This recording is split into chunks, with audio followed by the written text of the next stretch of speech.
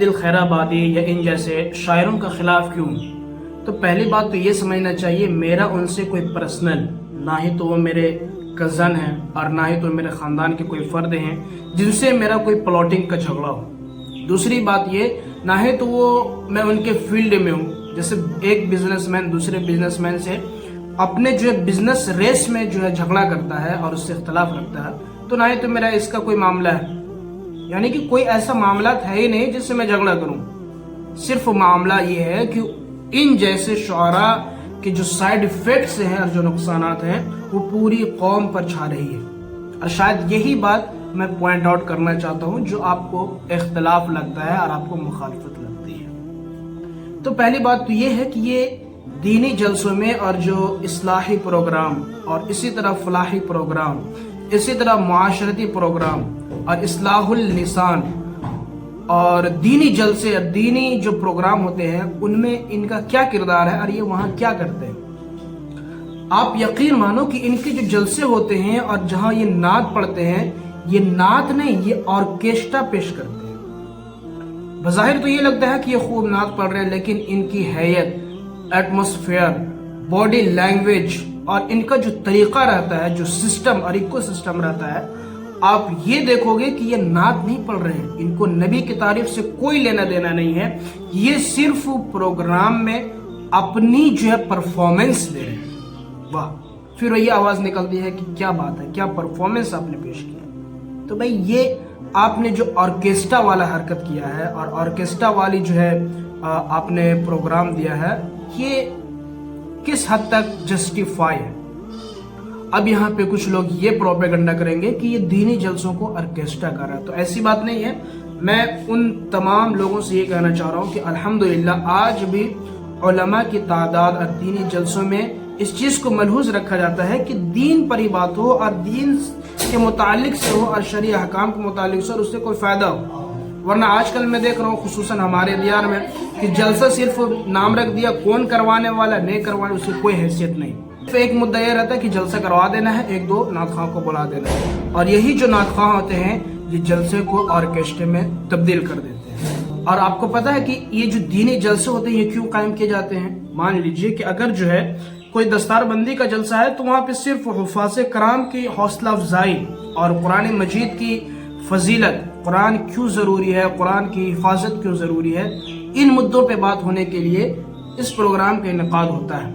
لیکن وہاں پہ جو مقرر حضرات رہتے ہیں وہ ان کو ٹائم ہی نہیں دیا جاتا۔ پہلے ہمارے نعت خوان جو ہوتے ہیں، جو سو کالڈ جو شاعر بنے ہوئے ہیں، ان کو پیش کیا جاتا ہے، یہ اپنا جو ہے پرفارمنس دیتے ہیں، اس کے بعد جب ہمارے مقررین حضرات کا نمبر آتا ہے تو سارے غائب۔ یہ سسٹم ہم لوگ کر رہے ہیں اور یہ ہماری کمزوری ہے،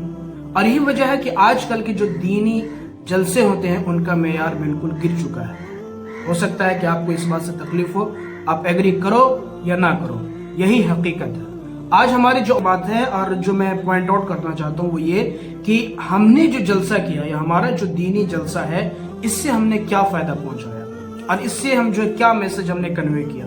اور اس سے جو لوگ یہاں پہ اتنی تعداد میں انہوں نے کیا سیکھا۔ ایک تو یہ پہلی چیز یہ کہ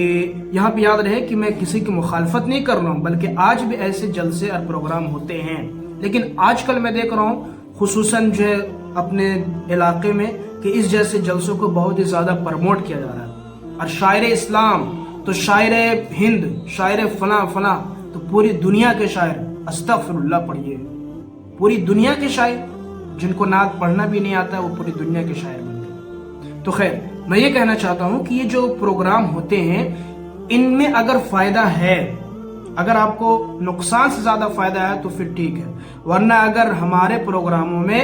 فائدہ سے زیادہ نقصان ہے تو ایسے جلسے کا کوئی فائدہ نہیں۔ آپ کو تکلیف ہو تو ہو، لیکن حقیقت یہی ہے۔ پہلی بات تو یہ دیکھیے کہ ہمارے جلسے میں جو آڈینس رہتے ہیں وہ ہیں کون،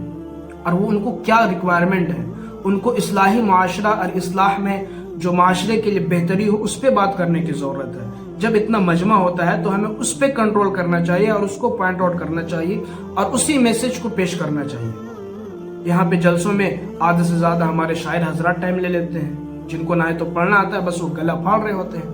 تو اس سے جو میسج آتا ہے وہ یہی جاتا ہے کہ ہمارے جلسے میں اور یہ جو دینی اور اصلاحی اور بہبودی جو جلسہ ہے اس میں صرف نعت پڑھنا ہی اصل ہے، اور جو نعت پڑھے گا اور جو غزل پڑھے گا وہی کامیاب ہوگا۔ یہ معیار ہم نے بنایا ہے تو اس لیے ہمیں کو کہنا پڑ رہا ہے۔ تو پہلی چیز تو یہ ہے کہ دینی جلسوں کا معیار بہتر کیجیے۔ اگر ہمارے جلسوں کا معیار دیکھو تو گرتا جا رہا ہے،